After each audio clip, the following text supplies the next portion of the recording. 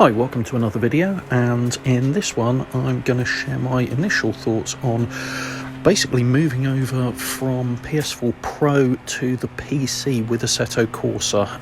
I've done this with a number of other titles as well now that I've got my gaming laptop, so I thought I wanted to really share the experience to a degree. So one of the main things is obviously the graphical jump and the sheer stability of it.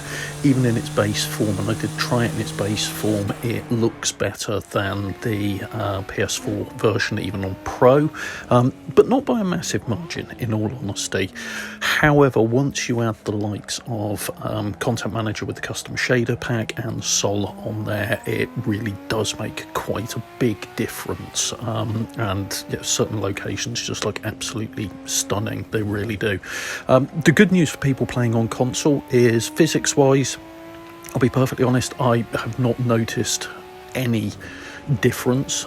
So if there is a difference between the physics on PC and on the console variants, I can't tell it, being perfectly honest. Force feedback, I will say, does seem to be a little bit better on PC than it does on the PS4 Pro, but I couldn't put my finger on exactly what that is, and it may just be a placebo effect, in all honesty. Obviously, the biggest difference, that by a long shot, is the modding, and that's one of the reasons why I moved over to PC, particularly for Assetto Corsa, was the modding side of things, which is a wonderful minefield. A minefield is how I shall sum that up. Now, I know it's considered good manners to put links to all of your mods and things in the descriptions down the bottom, so I will try doing that, but most of these you can get either from Gran Turismo, GT Planet, or from Race Department, because there's a fair few that are going through here, but I'm going to give a few a shout out. So obviously Content Manager is just amazing. It really is. What it offers, what it does, the flexibility you get in there is just huge. It really is an amazing piece of work. And the full fat version, which is, you know, just throw the guy a $5 or whatever on you want on PayPal, because it's well worth it. Sol just adds another dimension to it with day-night cycles and rain, well, all sorts of weather, everything from a light drizzle to a full-blown thunderstorm to going completely mad with snow. It's all in there, and it's all quite astounding, in all honesty. And the custom shader pack makes a huge difference as well. Really does tidy things up and makes it look amazing, particularly when you're looking at dusk or dawn. Those look stunning, they really do. Cars wise and tracks wise, well, the world really is your oyster. It simply depends on how much digging you want to do, how much risk you want to take with some of the places you can download them from. I'll be perfectly honest, I want to be sensible, so I'm sticking mainly to Race Department and sites and download locations that I can trust myself. But some of it is just absolutely insanely good. It really is.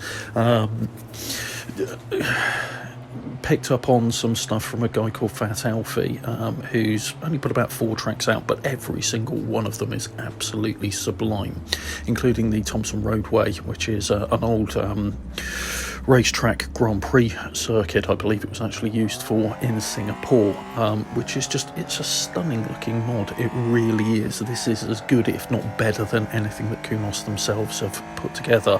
Then you've got the fact that you can pick up, you know, people have remade Gran Turismo tracks in there, so places like Deep Forest and Seattle, but which is just brilliant, quite frankly. Then you've got the alternative HUD items and apps, so things like Sidekick, which is just a really, really neat little application that just packs so much information in such a tiny amount of space. It's absurd. Then you've just got the colossal lunacy of things like the Shitoko Revival Project, which is, you know, it's over 100 kilometers of Japanese highway around Tokyo. It's just a bonkers thing to do, quite frankly, and allows you, to live out those 90s dreams of cruising around Tokyo in Tokyo highways in 1,000 brake horsepower Skylines. So it's effectively madness from Tokyo Extreme Racer brought to life in a modern era. I will say with the Gran Turismo tracks, it is a bit weird hammering around Seattle in cars that don't have GT-like physics and instead have much more up-to-date physics engine underneath them. But overall, so far, I'm absolutely loving it. Not sure my family is loving me spending quite so much time with it, but yeah, I'm absolutely head over heels with the decision. It was the right thing to do, and it's going to give me a lot more content to show to you guys, but most importantly, it's given me a hell of a lot more to do around this. And yeah, PC gaming does comes with its pros and cons. It's certainly not cheap on the hardware, but so far it's turning out to be relatively inexpensive gaming wise, apart from the stuff I'm having to rebuy. So there we go. Hopefully you found this vaguely interesting. If you have, please do pop a like down below. And if you want to see more content like this, subscribe to the channel and hit that bell icon to be notified when new videos get uploaded. Thanks very much. Bye.